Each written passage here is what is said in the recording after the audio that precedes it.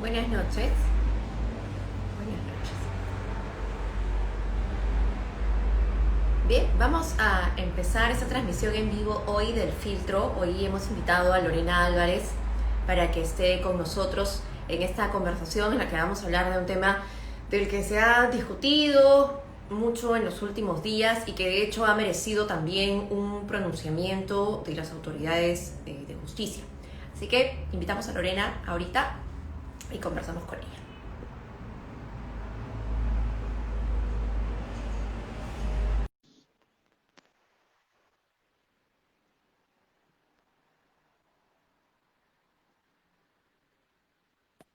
Hola, Hola Lore, ¿cómo estás? Buenas noches. buenas noches, ¿qué tal? ¿Cómo estás, Mariana? Bien, saliendo del noticiero, estamos robando unos minutitos para que podamos conversar. Saliendo, sí, pero ya, lista, atenta.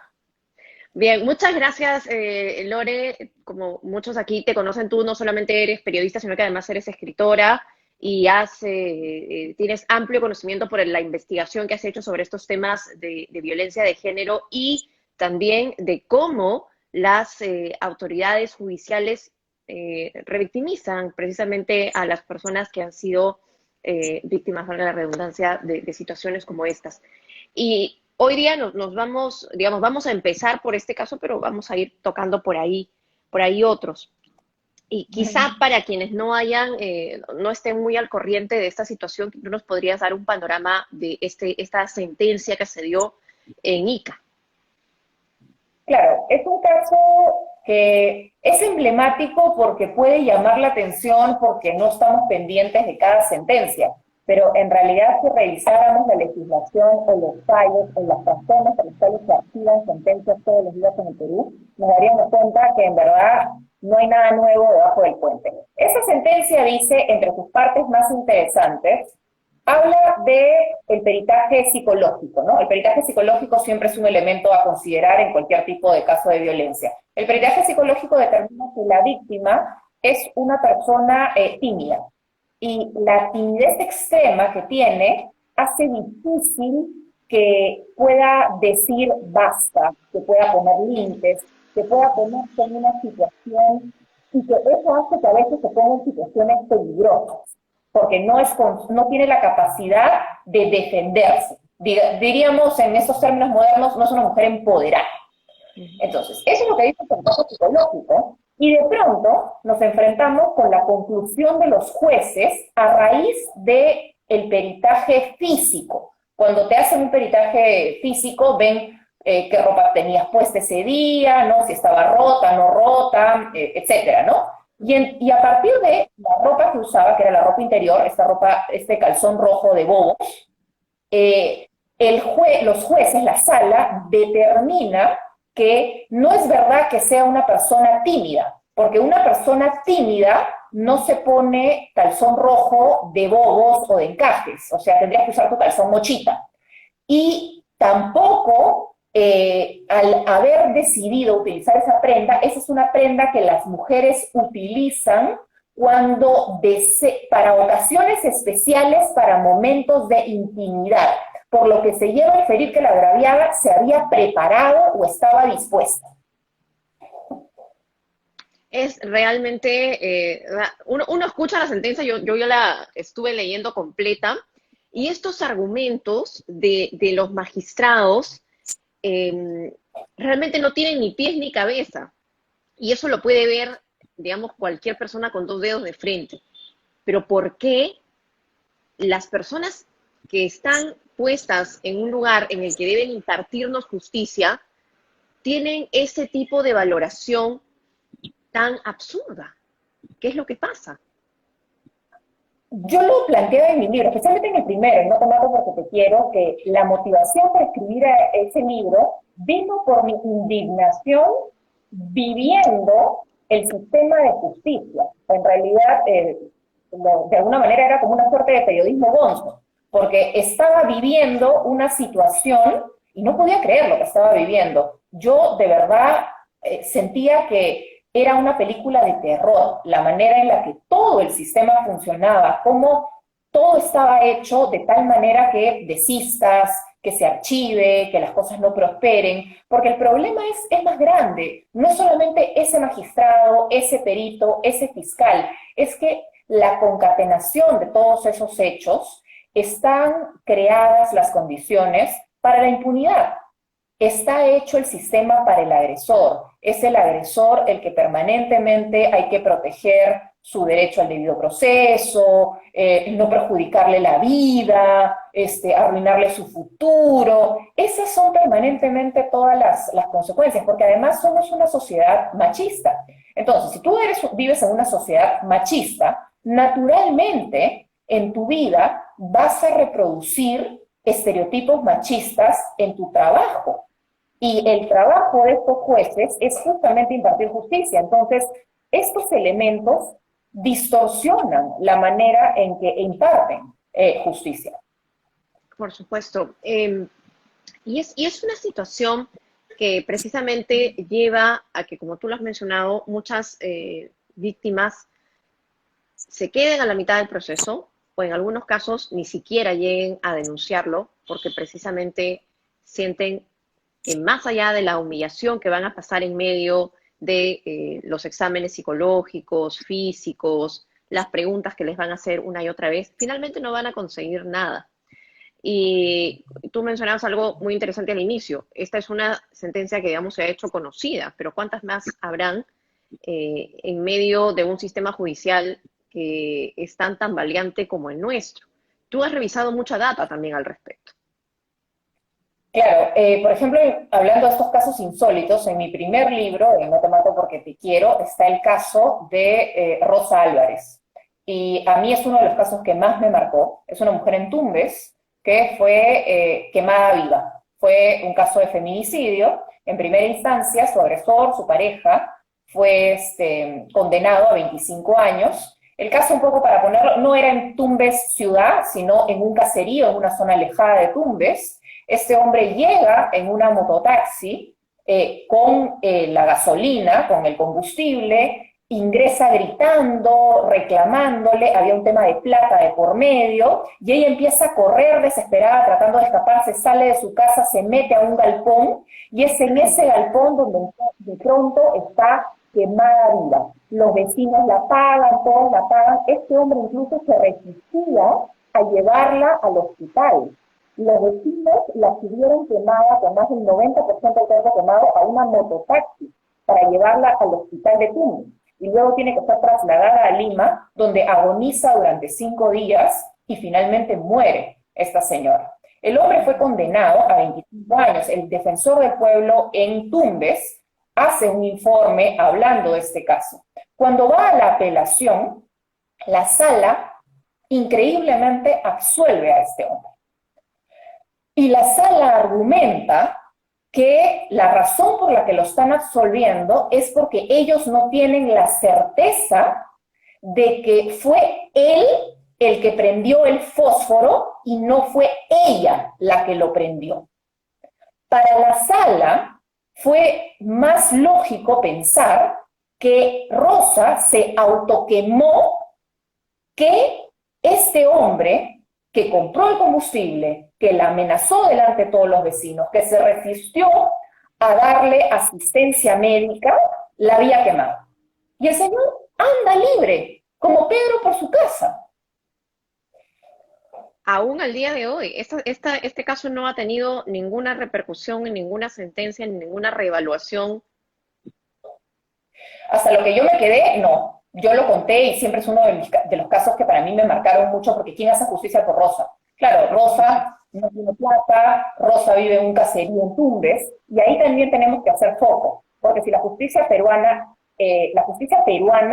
es muy grande. La justicia peruana, no se puede hablar del Perú. Una cosa es la justicia en Lima, otra cosa es la justicia en diferentes ciudades del Perú. Entonces, la razón o sea, que suceda en Ica, este caso de la ropa interior, no es llamativo, porque en Ica hay altísimos índices de violencia familiar, tanto para niños como para mujeres. Hay casos de violación, o muchísimos casos de violación. Incluso en algún momento se estudiaba si hubo un incremento a partir del terremoto de Pisco, hubo muchísimos incrementos en denuncias de violencia y se pensaba que la crisis que se había vivido a partir del terremoto había desatado muchísimos factores de violencia dentro de las propias familias a partir de perder la casa, etcétera. Pero en Ica es normal que sucedan este tipo de cosas, que los violadores, que los agresores salgan libres. Lo mismo ocurre en muchísimas regiones, en Arequipa, en Tumbes, en Junín. Entonces, no es la justicia peruana. O sea, una cosa es que caigas en la justicia limeña y otra cosa es que caigas en la justicia del resto del Perú. Y eso es terrible porque no tenemos un criterio unificado, porque finalmente, como mencionabas también, es una cosa muy, a veces subjetiva, más allá de las pruebas que se puedan haber, pero es una cosa muy subjetiva que los magistrados hacen a la evaluación de las pruebas que tienen en ese momento. Pero volviendo al caso precisamente de Ica, la evaluación de la ropa, la evaluación del comportamiento, la evaluación de las acciones previas es una constante en este tipo, si no es de sentencias, de comentarios, de declaraciones, incluso de parte de los abogados o de quienes están llevando los casos. ¿Por qué siempre nos fijamos en lo que la víctima hizo previamente, cómo fue, qué tenía puesto, qué llevaba, qué hora era, ¿no? ¿Por qué estaba en la calle? Y no nos fijamos en el otro lado. Digamos, siempre se habla más finalmente de este tipo de situaciones a ponernos, digamos, en el lado de la acción en sí, que es la violación sexual en este caso. ¿Por qué nos fijamos? ¿Por qué siempre terminan teniendo más resalte este tipo de detalles? A ver, en honor a la verdad, en este caso, siendo una violación, la ropa sí resulta relevante, porque especialmente la ropa interior, porque la ropa interior puede tener fluidos, puede estar rasgada. Entonces, cuando hay casos de violación sexual, los peritos sí tienen que revisar toda la ropa que estaban llevando. Es más, esa ropa debe estar lacrada y guardada. En el caso de Arlet Contreras, la razón por la que ella no pudo nunca demostrar el intento de violación, que fue una de las acusaciones que se sostuvo a lo largo del proceso, es justamente porque la ropa no se le retuvo. No hubo cadena de custodia para las prendas que usó aquel día donde la arrastraba Adriano Pozo por este hotel. Ella decía, nadie me dijo que tenía que dejar la ropa. Pero fue justamente la falta de esa ropa usada ese día la que impidió probar cualquier argumento asociado al intento de violación. Entonces, cuando se trata de casos de violación, la ropa es relevante. Si vemos el caso de estos chicos de Surco, de esta manada, probablemente la ropa es un elemento importante. Por eso no la puedes, pero el problema es que no la puedes descontextualizar, porque ahí la ropa es una evidencia objetiva para hablar de esta ropa, está rasgada, tiene fluidos, etc. Pero, tiene sangre, pero sí es la ropa normalmente muy usada. O sea, yo siempre recuerdo mi peritaje, está en mi primer libro, una de las conclusiones de mi peritaje psicológico, mi peritaje psicológico para determinar si lo que yo decía era cierto, si había sido víctima de violencia o no había sido víctima de violencia, si estaba diciendo la verdad o estaba mintiendo. Eso era completamente el objetivo del peritaje. Y una de las conclusiones del peritaje es que yo fui vestida adecuadamente al peritaje. Y yo hasta hoy, el día de hoy, me pregunto, ¿cuál es el código de vestimenta para ir a un peritaje? O sea, yo recuerdo haber ido con un jean, una chompa y una casaca, porque además en medicina legal, tú conoces, hace un frío horroroso, corre un viento terrible que sientes que te congela. Entonces yo estaba abrigadísima y era octubre. ¿Qué pasa si se me ocurría ir con falda? Pues no, por ejemplo, tú que siempre andas en falda, con tacos. ¿Cómo hubiera visto el perito que vayas así? En vestido y en tacos. Exacto, en vestido y en tacos. O sea, no puede, porque tú eres una víctima. Entonces la víctima no se pone tacos, la víctima no se pone vestido, la víctima tiene que estar con burka mejor. Entonces, sí son elementos complicados y que permanentemente están mirando. ¿Por qué no se mira al otro lado? Porque de alguna manera la víctima es la mala, porque es la que le está arruinando la vida al otro, es la que no está pensando, es la que no está considerando. O sea, tenemos la idea de que la víctima es la responsable de la violación. Nadie sale a la calle cuando alguien te cuenta en la oficina, pucha, me robaron el celular. Nadie voltea a decirle, bueno, es tu culpa, pues, ¿para qué sales a la calle si sabes que roban? Sin embargo, cuando ocurre un caso de violencia, automáticamente es, ay, pero no te quieres, ay, pero no te cuidas, ay, pero ¿qué pasa? ¿A tu mamá le pegaron? O sea, siempre la culpa es de algo que tú debiste haber visto, hecho, o que no te quieres suficiente, porque también otra gran tara que tenemos en la sociedad es asumir que el amor propio es la solución a todos los problemas. Ujú.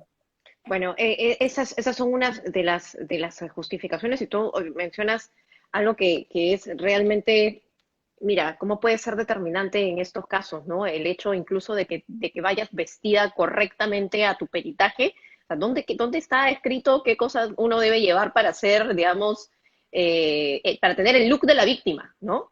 Es realmente Claro, absurdo, felizmente es no lo realmente pillé ese día, absurdo no, olvídate. o sea, imagínate. ¿Por qué? Imagínate qué tipo de sociedad podemos estar como para poder poner eso por encima del hecho grave en sí. ¿Cómo luce, por ejemplo, una víctima si se le ve muy tranquila, por ejemplo, dando una declaración o se le ve muy tranquila saliendo de un juzgado? Entonces, no le creo, no sé. De repente se le ve muy tranquila, puede ser que esté mintiendo.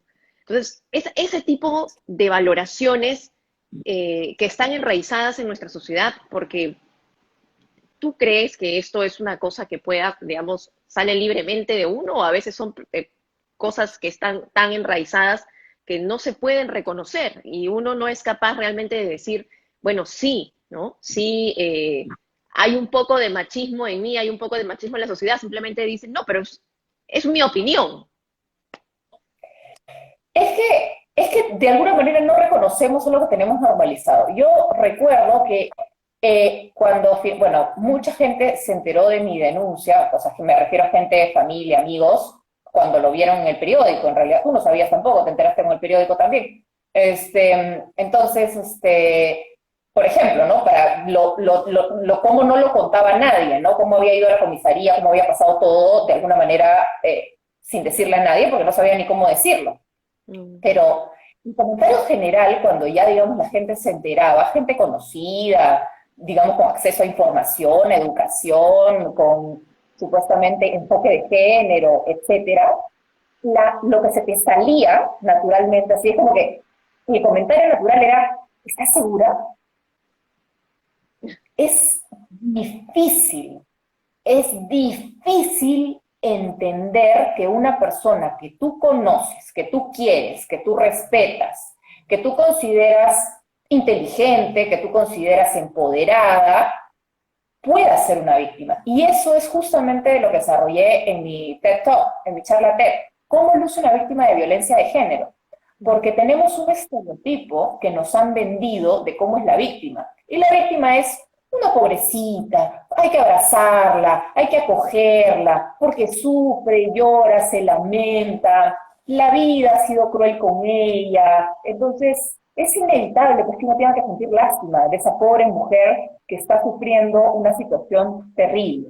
Pero cuando la víctima está en un puesto de poder, cuando la víctima tiene independencia económica, cuando la víctima, bajo los cánones de la sociedad, es guapa, es regia, entonces no puede ser víctima, no tiene derecho a ser víctima.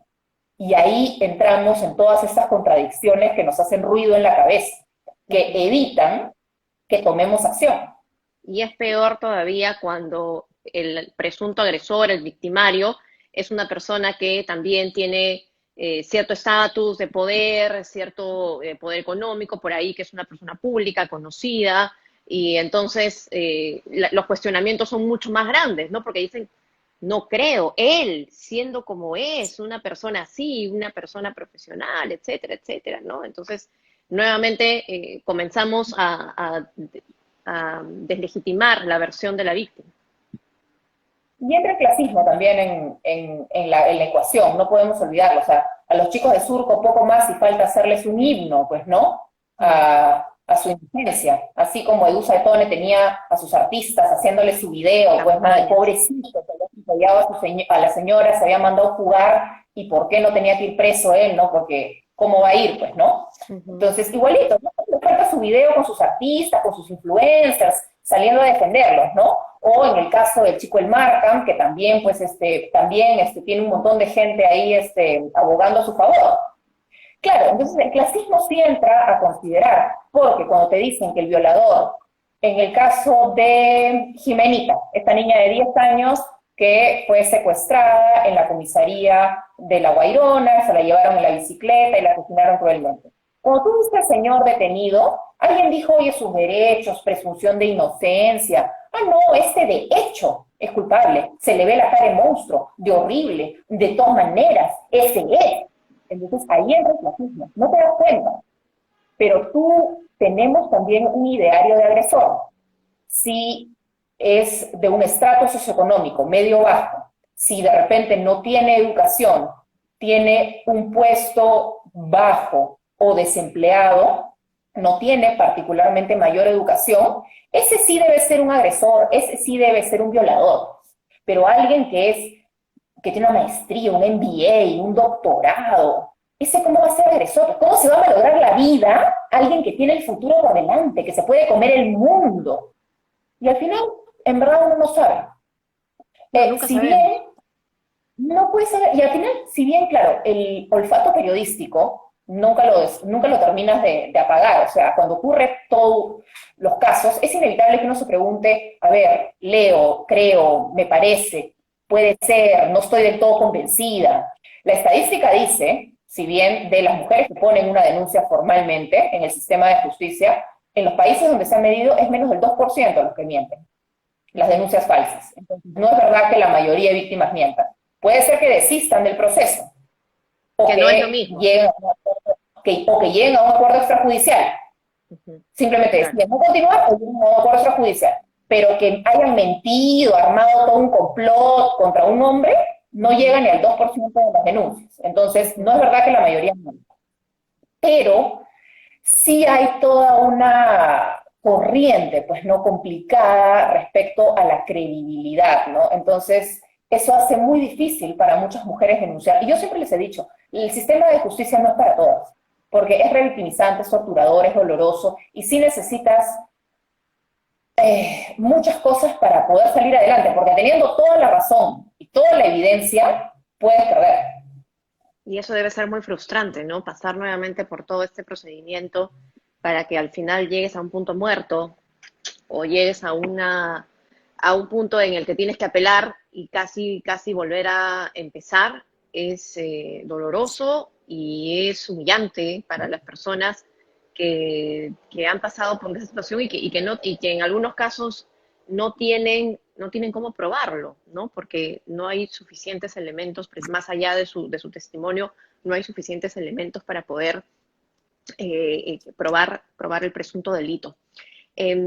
Tú mencionabas el caso de esta mal llamada manada. Yo soy enemiga de ponerles nombres a estas personas que cometen estos actos, estos delitos, porque siento que terminamos poniéndolos en un nivel más. Bueno, no sé, de repente es una cosa mía, pero yo soy muy, siempre estoy en contra de decirles la manada, el no sé qué, el no sé cuánto, pero bueno, el abogado que se manifestó eh, a razón de este caso y que dijo que se debía ver la situación de que esta señorita estuvo fuera de su casa en un toque de queda. Y estas declaraciones no solamente, digamos, quedaron ahí, sino que hubo mucha gente que apoyaba el razonamiento de este abogado, ¿no? Y que esto nuevamente no quiere decir que una cosa no tiene que ver con la otra. En efecto, la persona estaba al margen del estado de emergencia, digamos, del marco del estado de emergencia, pero ¿cómo nos ponemos nosotros en la capacidad, digamos, qué es lo que debemos hacer, qué ejercicio personal debemos hacer para aprender a poner estas cosas sobre la mesa y que en medio de un hecho de violencia sexual, de violencia de género, podamos saber qué cosa es lo que no, eh, digamos, no tiene importancia o no suma en ese momento al caso? Yo creo que es importante, primero, como ciudadanos, como sociedad, no tratar de ser, no tratar de condenar o tratar de finalmente ni estar a favor ni en contra. O sea, tienes todo el derecho a quedarte callado. Si no estás seguro, no te convence lo que has visto, la evidencia, porque finalmente pues tu olfato, tus dudas, conoces a una de las partes, sabes más información que otros, tienes todo el derecho a quedarte callado. Pero lo que no tienes que hacer, porque es innecesario, es salir a apedrear a la víctima. Tú no eres parte del grupo dedicado a tumbarte su testimonio. Deja que la justicia haga su trabajo.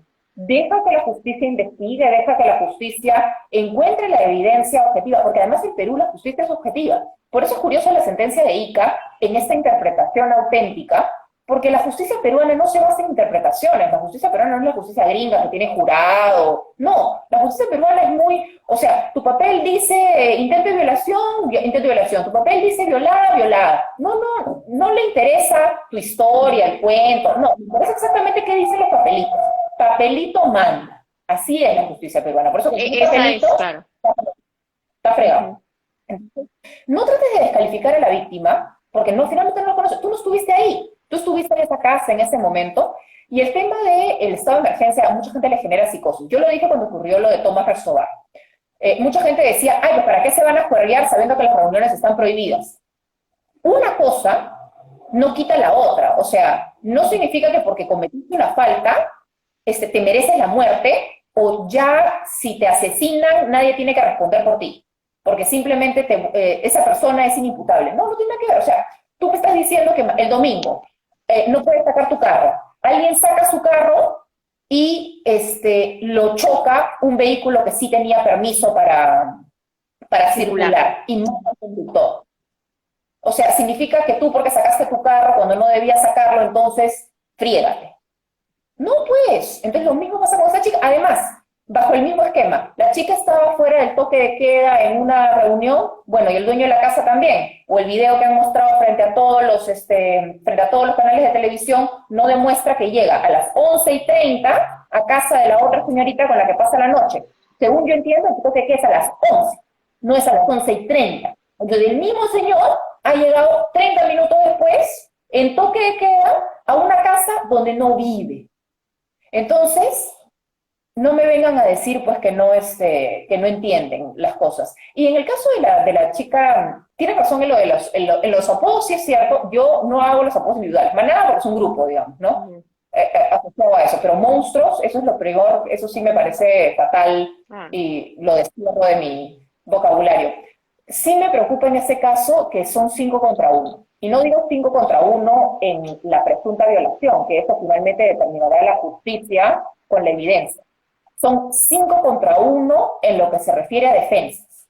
Son 5 chicos defendiéndose contra una contra sola una chica. sola. Son 5 abogados diciendo lo que da la gana. A mí me han mandado mensajes un montón de gente vinculada a estos 5 chicos diciéndome la vela verde sobre la chica. Primero que diciendo su nombre, dónde vive, qué hace, mandándome fotos, que por qué no publico las fotos, que por qué no pongo, inventándose conclusiones de los peritajes que no son reales, porque yo sí he leído los peritajes, yo sí he leído las manifestaciones completas de la joven, y no es verdad lo que circulan por redes sociales. Entonces, me parece patético y vergonzoso que tengas familiares defendiendo de esa manera tan baja un hecho que debe ser profundamente investigado y aclarado por la autoridad competente. Ujú. Y tú has tocado un tema que justo era parte de una de mis últimas preguntas. Las redes sociales son una tribuna que permite que las personas se expresen de la manera que consideren pertinente, pero que también lamentablemente, si no son bien utilizadas, terminan haciendo mucho daño y generan estas campañas de destrucción, de odio, sí.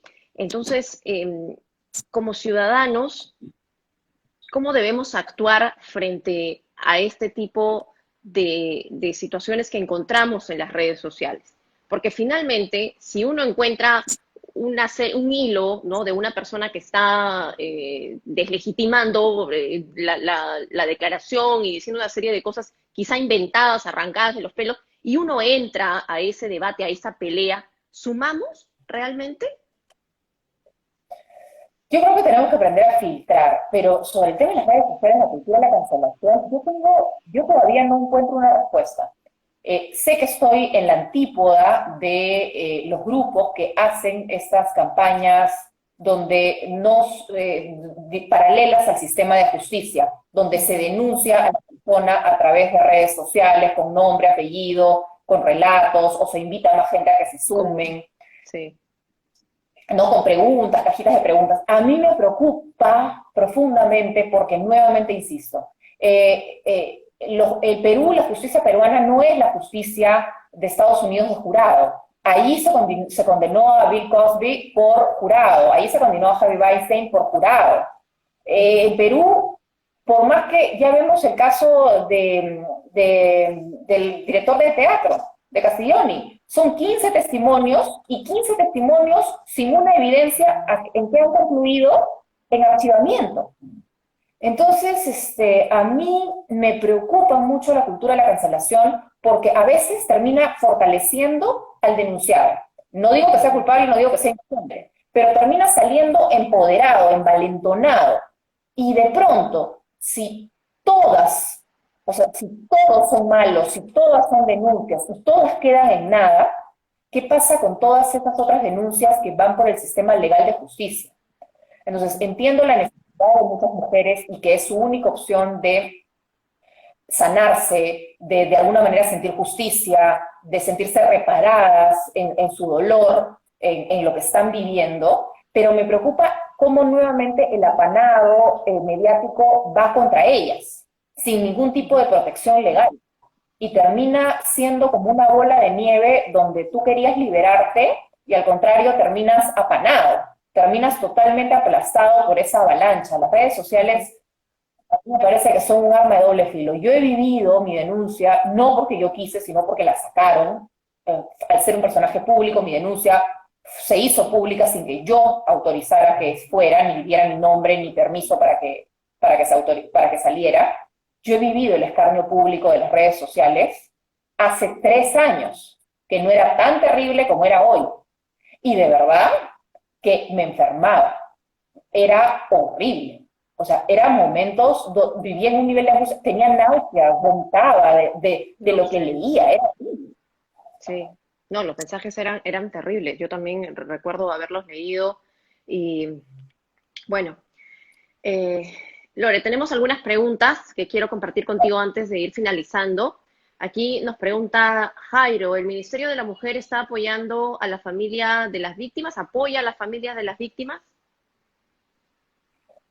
Yo tengo ciertos reparos también sobre el Ministerio de la Mujer. Sé que hace muy buenos esfuerzos, sé que hay muy buenas intenciones, hay muy buenas políticas individuales que se han dado, pero finalmente veámoslo como una empresa, ¿ok? Veámoslo como una empresa. El Ministerio de la Mujer tiene más de 13, 14 años de creación y las cifras de violencia contra la mujer solo están en aumento. Digamos que está en déficit. Uh-huh. Si tú eres una empresa, ¿seguirías diciendo que es una empresa exitosa o dirías que hay algo que tienes que reformar en el fondo, en el Ministerio de la Mujer, porque no te está funcionando algo? Pues algo estás haciendo mal. Más allá de la cabeza. Claro. Más allá. El Ministerio de la Mujer, el problema que tiene es que quiere suplir las deficiencias del sistema. Por ejemplo, te pone abogado. ¿Por qué te pone abogado si los abogados de oficio existen adscritos al Ministerio de Justicia? Y es más, los abogados de oficio del Ministerio de Justicia ganan más que los abogados del Ministerio de la Mujer. Entonces, ¿dónde vas a querer trabajar? Entonces, ¿por qué mejor no al Ministerio de Justicia le das una partida especial para que tenga abogados de oficio especializados en violencia de género. Ajá. Tú haces peritajes psicológicos porque faltan peritajes psicológicos en medicina legal. En Lima, en la sede central, a mi investigación, cuando cerré mi libro hace 2 años, tenías 13 peritos, nada más, para todo Lima, 9 millones de habitantes, de los cuales 12 estaban por CAS. Solamente uno era contratado fijo. Por cierto, los que trabajan en el peritaje del Ministerio Público, los psicólogos, los psiquiatras, ganan menos que si trabajaran en el Ministerio de Salud, que si trabajaran en E-Salud. ¿Dónde van a preferir trabajar entonces? Además, no tienen ninguna estabilidad laboral. Entonces, el Ministerio de la Mujer hace peritajes. ¿Por qué mejor no das una partida al Ministerio Público y le preguntas cuánta plata necesita para tener más peritos especializados, mejor pagados? Porque además el problema de los peritajes del Ministerio de la Mujer, lo sé porque me ha pasado, los fiscales te dicen, señorita, no sirven para nada, se caen en el juicio, porque absolutamente todos los peritajes dicen lo mismo. Entonces, no resultan prueba válida y tenemos que recurrir a los del Ministerio Público. Entonces, ese es el problema, que quieren suplir todo el proceso, en vez de ir a las áreas competentes y ser el ente articulador de la política de Estado. ¿Qué política educativa de violencia tenemos? ¿Qué gran campaña contra la no violencia desde los colegios, trabajada con el Ministerio de Educación? Ahora que hemos tenido Aprendo en Casa. ¿Qué gran política hemos visto sobre enfoque de género, sobre igualdad, sobre no violencia en Aprendo en Casa? Ninguna. Ese es el problema, que el Ministerio de la Mujer debería articular las políticas desde cada sector, no tratar de suplir las carencias del sistema en sí mismo. Porque además, cuando llegas al Poder Judicial, no pueden hacer nada, porque el Poder Judicial depende, el 2019, de la cantidad de casos que tenían, habían logrado solo una sentencia. Todos estaban en proceso. Digamos que tampoco entonces es la solución cada vez que te dicen, bueno, el Ministerio de la Mujer tiene que apoyar. Estamos viéndolo por el lado equivocado, ¿no? Como tú mencionas, hay una serie de digamos, oportunidades o cosas que podrían hacer, pero que nuevamente se necesita de la articulación, pero sobre todo de tener el interés de poder hacerlo. Mire, aquí nos dice algo una de las personas que está aquí en la transmisión. Dice, la televisión, empresas privadas, ¿no?, influyen en el sexismo y machismo vendiendo a la mujer como un trozo de carne y eso influye en las mentes de los peruanos. A ver, eso es un argumento que yo, he escuchado hasta el cansancio. ¿Tú qué opinas al respecto? Yo siempre digo, la televisión es culpable de todo. Yo siempre digo, la televisión tiene la culpa. Culpables somos nosotros. Y estamos en el lado oscuro de la fuerza. De todas maneras. Eso es inevitable. Nosotros tenemos la culpa de todos los males habidos. Todos los problemas del Perú. De todas maneras, somos culpables, nos queman en la hoguera. Si haces una campaña, porque quieres lavarte la cara. Si no haces la campaña, claro, porque no te importa. Te come el león siempre. Pero más allá de la reacción ciudadana, sí, o sea, ciertamente durante muchos años la televisión, la publicidad, los medios han reproducido estereotipos comunes en la sociedad. Hoy se está tratando de cambiar. Hoy yo creo que los programas piensan mucho más, la mayoría, algunos no piensan porque lamentablemente las cabezas, pues, si no hay neuronas, ¿qué van a pensar? Pero normalmente yo creo que piensan un poco más. Y además hay que hacer una línea, pues una cosa es entretenimiento y una cosa es periodismo. Yo no voy a responder por lo que es entretenimiento porque yo no me encargo de entretenimiento, eso no es mi negocio. Sí puedo hablar de prensa, y en prensa yo sí he notado bastantes cambios en los últimos años. En general, siento que los medios piensan más, debaten más. Por ejemplo, hoy en día con las personas transgénero, ya es mucho más común que les digan mujer transgénero. No le dicen hombre. Entonces, a pesar de que hace poco salió un estudio donde en varios diarios notaban que no se había hecho consideración a la identidad de una persona transgénero, creo que vamos cambiando, que se van generando ciertos debates de, oye, debemos poner esta imagen, debemos ir por acá, debemos decirlo, no somos perfectos, tenemos un montón ¿Cómo tocamos el tema, no? Pero ya se plantea, antes no se planteaba, simplemente antes decías, la mató porque no le calentó la comida, pues, y nadie decía nada. Hoy en día, tú ves eso en pantalla y de todas maneras vas a llamar a tu productor, a tu redactor, o sea, de todas maneras te va a hacer ruido esa situación. Ujú. Bueno, y hay que decir que estos estereotipos que tú mencionas no solamente se dan en televisión, en publicidad, en fin, se han dado durante muchos años en diversos campos, en el arte, en la música, en los deportes. Realmente es un tema que viene enraizado, que hemos venido arrastrando, pero que al día de hoy hemos cambiado un poquito y seguimos en el proceso de cambiar. Y precisamente ahí está esta labor, esta responsabilidad que tenemos. Bueno, nosotros lo decimos como periodistas, pero también lo tiene la ciudadanía. No tenemos por qué, digamos, solamente decir el trabajo es de las autoridades y de aquellos, ¿no? Todos tenemos una responsabilidad.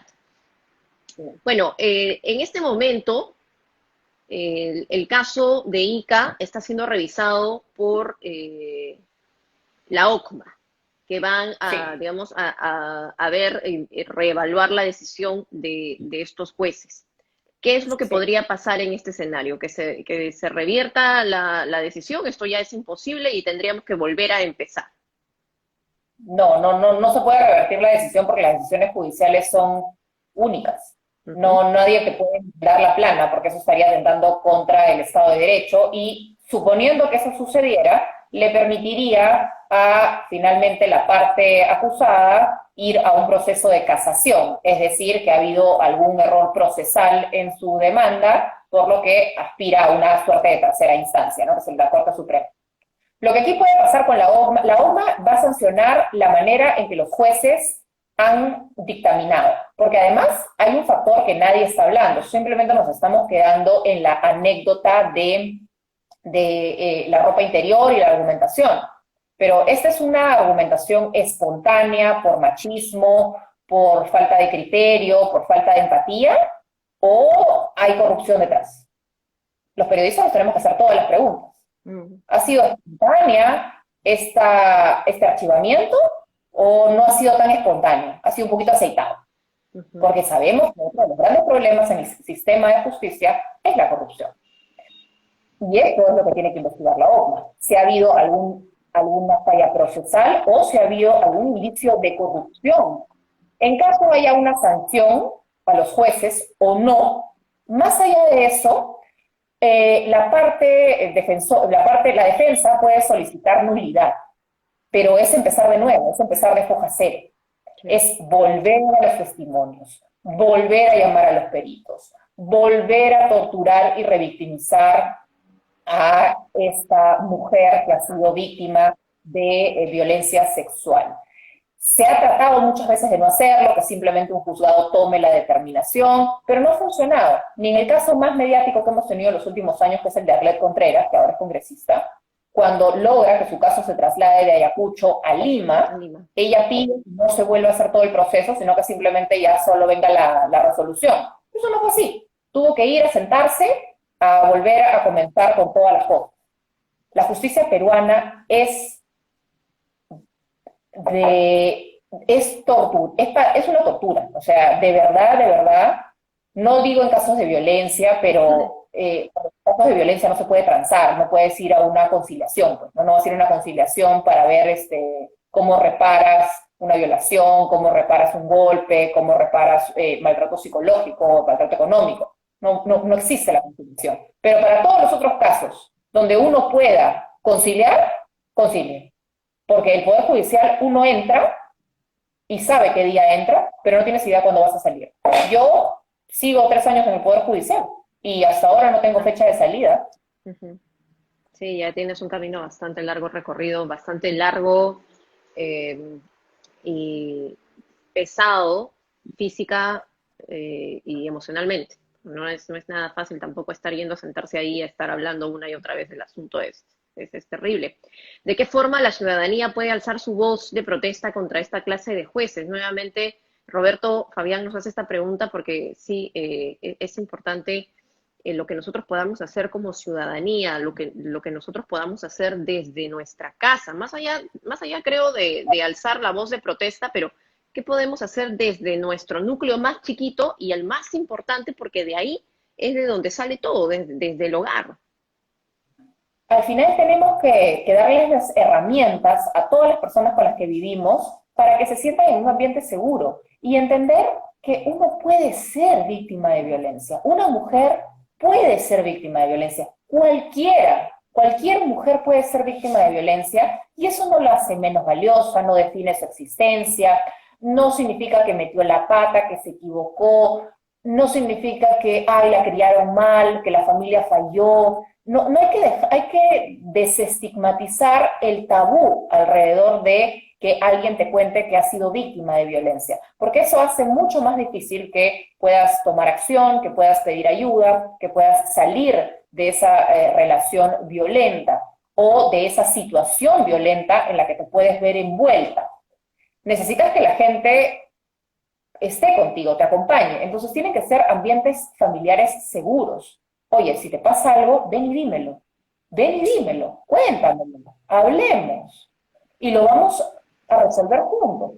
El apoyo de la familia, el apoyo de los amigos es esencial para empezar a cambiar la sociedad, que haya más empatía. Y por eso digo, finalmente, si tú tienes dudas, no crees, tienes así la idea de que te están mintiendo, lo mejor que puedes hacer es quedarte callado, porque tú no estuviste ahí. Salvo que tú tengas una prueba objetiva, concreta y fehaciente de que esa persona está mintiendo, no tienes nada que hacer dándole la contra.